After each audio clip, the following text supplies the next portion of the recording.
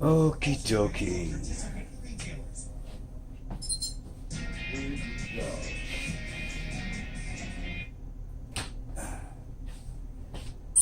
It's I don't know. It's about 20 minutes to 4 in the morning. And true to my new piece of life, doing everything I do at night. And I'm pretty much ready for the program launch. I've got the gear up and running in a respectable manner. Everything is operating as it should. The different sizes, different classes, and different types of UAVs. All custom, no store-bought, except for the toys for the kids, of course. I've got, let me go get one.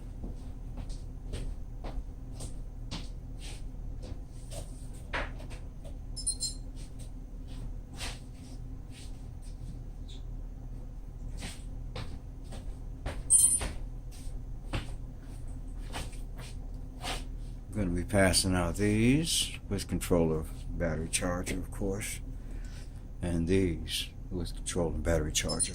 Those are for the SUAFRGROUP program. SUAFR, straighten up and fly right.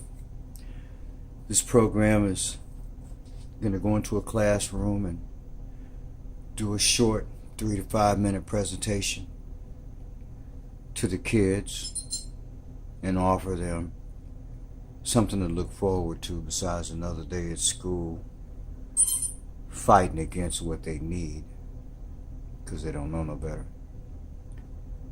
It'll basically come down to a week of decent behavior will get you to the flying field, help you get a chance to learn to fly.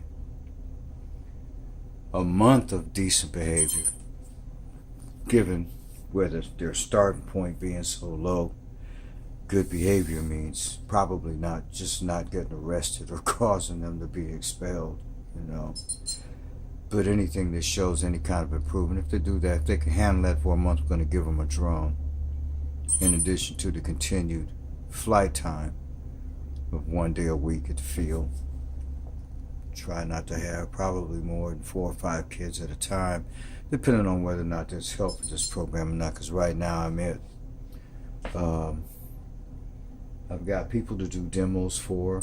I've talked to some business owners about donations of toys, because I'm really not into just taking money. If somebody's trying to help me at this point, I just ask that they buy one of the toy drones, nothing more than $25, $30. There's a lot of them out there. I wanted to show that I've made the investment in time, effort, research, demographics, logistics, FAA rules, regulations, particularly Part 107 for the pilot's license, and to demonstrate my ability to design, build, repair from scratch, crashed out, bring them back up, get them flying.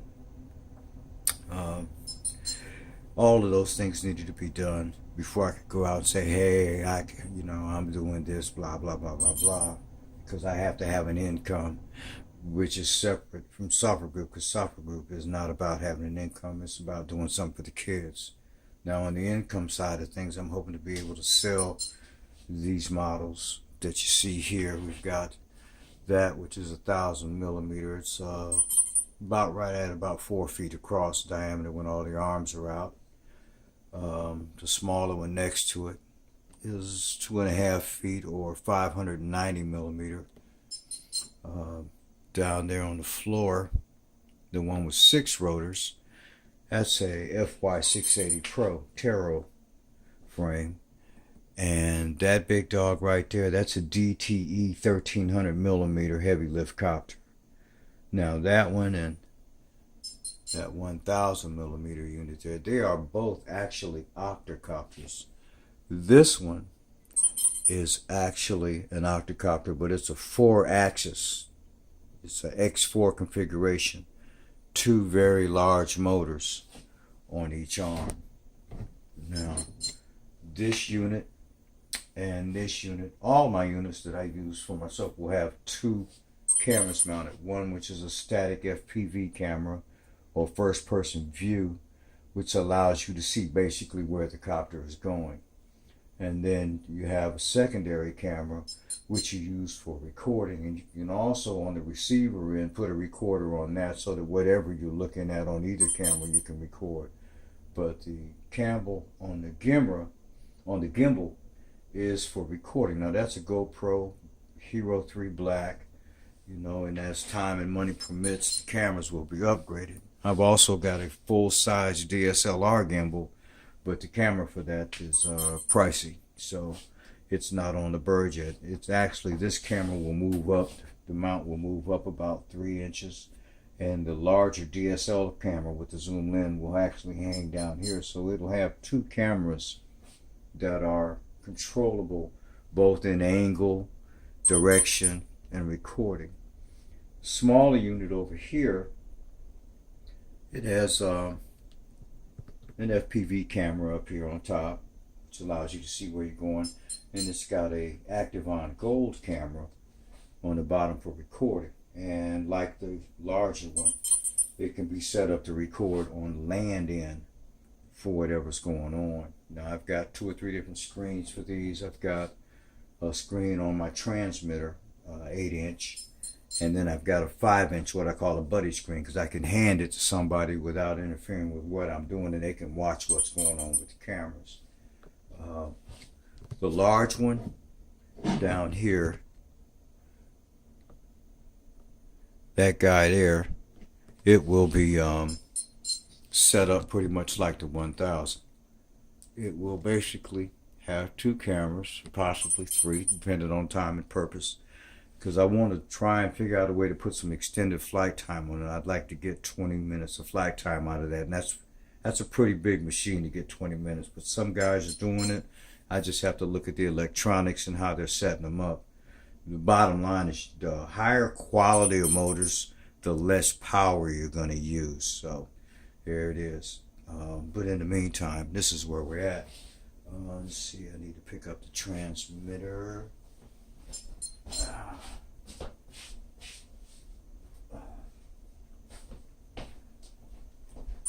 Welcome to OpenTX. Switch warning. Now with the transmitter, it's a real tricky issue. These gimbals and controlling them have been giving me fits, and then earlier this evening everything just started coming together, and that's crazy. This gimbal here was up under this copter when I was first test flying it, and it had a bad wire on the power circuit. The power circuit dropped, so the landing gear did not come down. It fell out of the sky, and it smashed this gimbal into a whole lot of little pieces. And needless to say, after a couple of months, I just sat down one night with some epoxy and some popsicle sticks and a couple of new motors, and it actually works fine now. So since that one went, I said, okay, well, let me start messing with the rest of the stuff. And I actually got them all to do what they're supposed to do. Let me see here. I need to power up the screen here.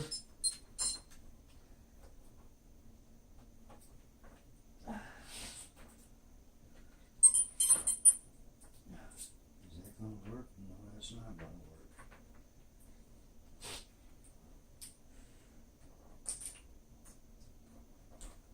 Okay, we can find a battery. We need a battery. There's a battery.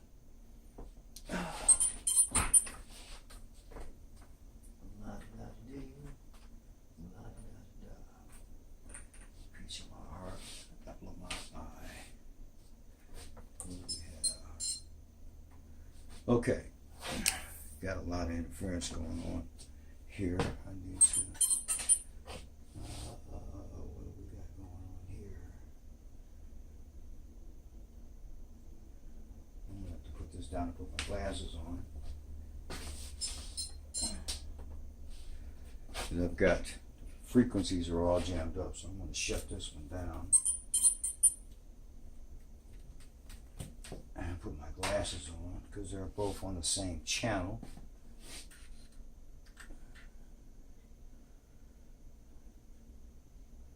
And plug this bad boy back up.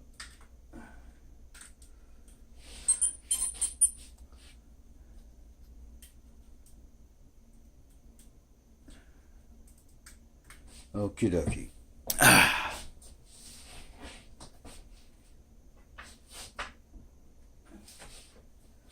Okay, here we go. Now, on the screen there, you can see he's standing there, and it's kind of like, this is neat because my view shows it going infinite, which is crazy. Now, on this bad boy here, and it switches over to the GoPro, and the remote allows me to take that GoPro and do things with it,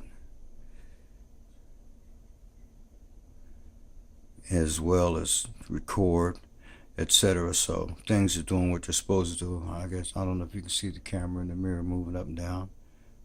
Oh, getting in the way of things. These transmitters don't generally work when they're this close together because they're designed to go much farther in different ways. So, but this is what it looks like in here in this kitchen cooking. The other system works the same way as this one, except that it doesn't have a twin camera switch. That one's just basically for recording. That requires what we call a Mark II OSD unit, and that'll come later on. I love the way this thing switches. Just hit the switch and it just swaps over back and forth. It's a toggle. I love that. That's just too sweet. Too sweet. So I'm going to put this down now and shut it off because I don't need it anymore for the demo purpose.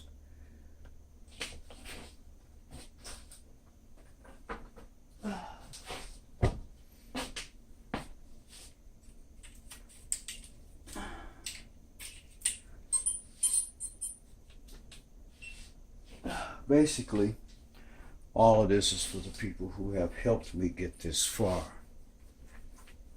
Okay, friends and family involved. Some of them didn't give any more than prayer, but you know, a lot of people will tell you they'll pray for you, and they won't even call your name when they're mad and cussing because they don't even want you to feel better about yourself on a bad note. So it is what it is. But I'm not worried about them people because they belong to God, okay, just like I do.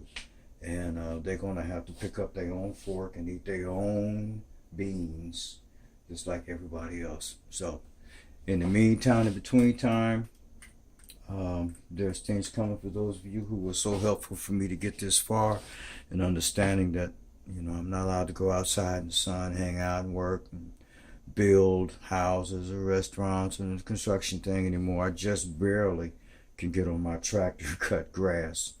You know, if it wasn't for the breeze, I probably wouldn't be able to do that. You know, don't take life for granted. Things can change in a day like it did for me.